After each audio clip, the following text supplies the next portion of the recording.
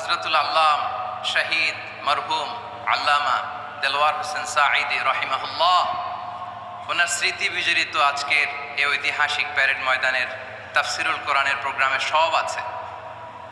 Stage আছে,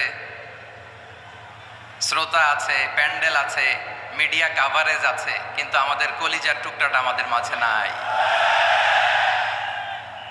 আজকের এই প্রোগ্রামে আলোচক হয়ে এই চেয়ারে আমি না বসে ওই শ্রোতাদের কাতারে বসে যদি আমাদের আল্লামার নুরানি চেহারার দিকে তাকিয়ে ওয়াজ শুনতে পারতাম, আমাদের হৃদয়টা ঠান্ডা হয়ে যেত, আমাদের তৃষ্ণার্ত হৃদয় শান্ত হতো। সব আজকে আছে, কি যেন নাই, ঠিক কিনা বলেন? আল্লাহ তাআলা প্রতি 100 বছরে একজন মুজাদ্দিদ পাঠায়, প্রতি 100 বছরে একজন মুজাদ্দিদ, যিনি সমাজকে সংস্কার করেন। আল্লামা দেলোয়ার হোসেন সাঈদী রাহিমাহুল্লাহ ছিলেন তেমন একজন মুজাদ্দিদ। চিৎকার করে বলেন ঠিক কিনা? উনি শিরক বিদআতের আস্তানাকে তছনছ করে দিয়েছেন, তাওহীদের বাণীকে সমুন্নত করেছেন, গণমানুষের কাছে তাফসিরুল কোরআনকে জনপ্রিয় করেছেন। আজীবন তিনি ইসলামকে বিজয়ী শক্তি হিসেবে দেখার স্বপ্ন দেখতেন। এত প্রাঞ্জল ভাষা, এত চমৎকার আধুনিক প্রেজেন্টেশন, গণমানুষের কাছে কোরআনের তাফসিরকে এভাবে জনপ্রিয় করে তোলার মতো ব্যক্তিত্ব আল্লামা সাঈদী ছাড়া দ্বিতীয় কেউ এই বাংলার ভূখণ্ডে নাই। এই যে তাফসিরুল কোরআন, এই যে টার্মিনোলজি, এই টার্মটাই উনি আসলে জনপ্রিয় করেছেন। আমরা আগে জানতাম না যে এভাবে তাফসির করা যায়, এভাবে scientific indications of the Holi কোরআনকে মানুষের কাছে পেশ করা যায়, এভাবে এত জীবন ঘনিষ্ঠ করে, এত ইন্টারেক্টিভ করে কোরআনের কথাগুলো মানুষের কাছে উপস্থাপন করা যায়। উনি অন্যায়ের বিরুদ্ধে সবসময় সোচ্চার ছিলেন, প্রতিবাদী কণ্ঠস্বর ছিলেন। ওনার আলোচনা শুনলে দেহের রক্ত টকবক করে ফুটতে থাকতো। আল্লাহু আকবার, আল্লাহু আকবার, আল্লাহু আকবার। He was a strong mouthpiece of Islamic revivalism. Islamic জাগরণের স্ট্রং মাউথপিস ছিলেন আল্লামা সাঈদী রাহিমাহুল্লাহ। অনেক দোয়া পেয়েছেন, আমরা পড়েছি, এমন জীবন তুমি করিবে গঠন, মরণে হাসিবে তুমি, কাঁদিবে ভুবন। গোটা বিশ্বকে তিনি কাঁদিয়েছেন।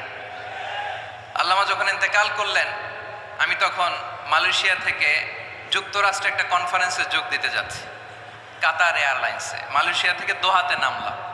দোহায় যখন আমার ট্রানজিট, তখন শুনতে পেলাম যে আল্লামা বিদায় নিয়েছেন। সোশ্যাল মিডিয়ায় শুনে বিশ্বাস করতে পারলাম না। মুহূর্তের মধ্যেই মাসুদ সাঈদী ভাইকে মেসেজ করলাম, উনি কোনো উত্তর দিতে পারলেন না। মাসুদ ভাইয়ের সাথে যখন কোলাকুলি করি, আমাদের শামীম ভাইয়ের সাথে যখন কোলাকুলি করি, মনে হচ্ছে আল্লামা সাঈদীর ঘ্রাণ পাই। শরীরটা লিটারালি কাঁপছিল, নিজেকে মানাতে পারছিলাম না, বিশ্বাস করতে পারছিলাম যে আসলে আল্লামা বিদায় নিয়েছেন। ইন দ্য মিন টাইম আমার সেকেন্ড ফ্লাইট, দোহা টু নিউ ইয়র্ক, 12 ঘন্টার ফ্লাইটে উঠলাম।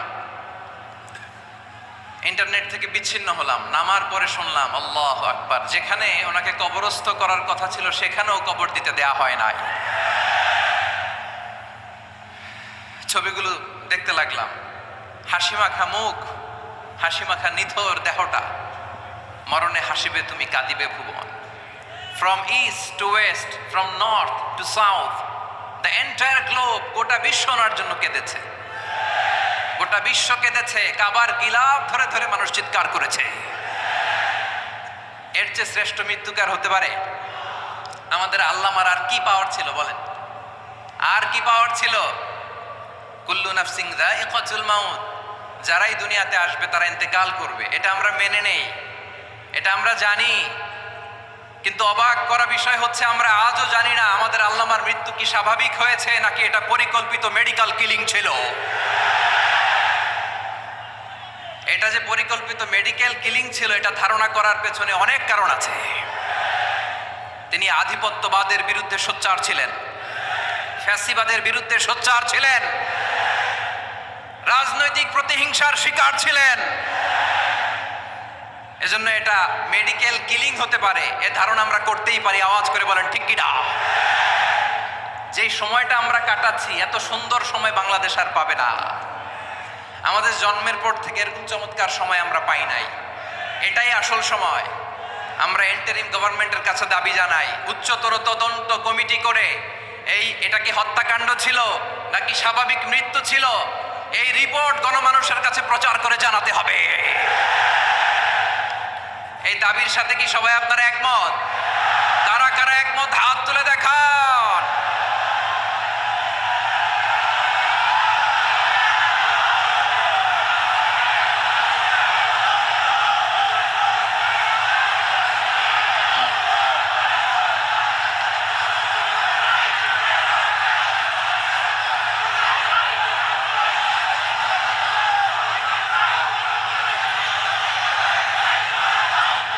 আমার প্রিয় ভাইয়েরা, প্রিয় চট্টলাবাসী, আল্লাহ তাআলা তার এই মুখলেস গোলামকে তার জান্নাতুল ফেরদাউসের মেহমান হিসেবে কবুল করুক, তার জীবনের সকল খেদমাগুলোকে কবুল করুক, জান্নাতুল ফেরদাউসের আলা মাকামে তাকে মেহমান হিসেবে কবুল করুক। আল্লামা শহীদ দেলোয়ার হোসেন সাঈদ রাহিমাহুল্লাহ, উনি ছাড়াও এই ঐতিহাসিক ময়দানে কথা বলেছেন আল্লামা লুৎফুর রহমান রাহিমাহুল্লাহ, চলে গিয়েছেন আমাদেরকে ছেড়ে। তিনি বলতেন, ইনশাআল্লাহ মিজান আবার আসবে। হুজুর আমি তো আসলাম, আপনি তো আমাদেরকে ছেড়ে চলে গেলেন। আল্লাহু আকবার, আল্লাহু আকবার, আল্লাহু আকবার। গলায় কোনো সুর ছিল না, সুর দিয়ে কথা বলতেন না, কিন্তু এত চমৎকার শব্দের বুনন, এত চমৎকার প্রেজেন্টেশন, এত চমৎকার ভাবে ঐতিহাসিক বর্ণনাগুলো তিনি উপস্থাপন করতেন। মন্ত্রমুগ্ধ হয়ে আমরা আল্লামা লুৎফুর রহমানের কথা শুনেছি। আমরা হযরতুল আল্লাম লুৎফুর রহমান রাহিমাহুল্লাহর জন্য এই বিশাল ময়দান থেকে দোয়া করছি, আল্লাহ তাআলা তুমি তোমার এই খাদেমকে জান্নাতের মেহমান হিসেবে কবুল করে নাও। আরো অনেক আল্লামারা এখানে কথা বলেছেন, বিশেষ করে বাইতুল শরফের মরহুম পীর সাহেব হুজুর থেকে শুরু করে আরো যারা যারা তারকাতুল্য ওলামায়ে কেরাম এই চট্টগ্রামের ময়দানে কথা বলেছেন, আলো ছড়িয়েছেন। আমরা এই লক্ষ লক্ষ তাওহীদি জনতাকে নিয়ে তাদের জন্য দোয়া করছি, আল্লাহ তাআলা ওনাদের জীবনের সকল ভুল ত্রুটি ক্ষমা করে দিয়ে তাদেরকে জান্নাতুল ফেরদাউসের মেহমান বানিয়ে নিক। আমরা এই ঐতিহাসিক প্যারেড ময়দানের প্রোগ্রাম থেকে স্মরণ করতে চাই 24-এর ছাত্র নাগরিক অভ্যুত্থানে আমার যে সমস্ত ছাত্র নাগরিক ভাইয়েরা দেহের তাজা রক্ত বিলিয়ে দিয়ে নতুন বাংলাদেশ আমাদেরকে উপহার দিয়েছে। বিশেষ করে আপনাদের এই চট্টগ্রামের শহীদ ফয়সাল, শহীদ ওয়াসিম সহ সকল শহীদকে আল্লাহ তাআলা কবুল করুক। আমরা সবাই পড়ি আমিন।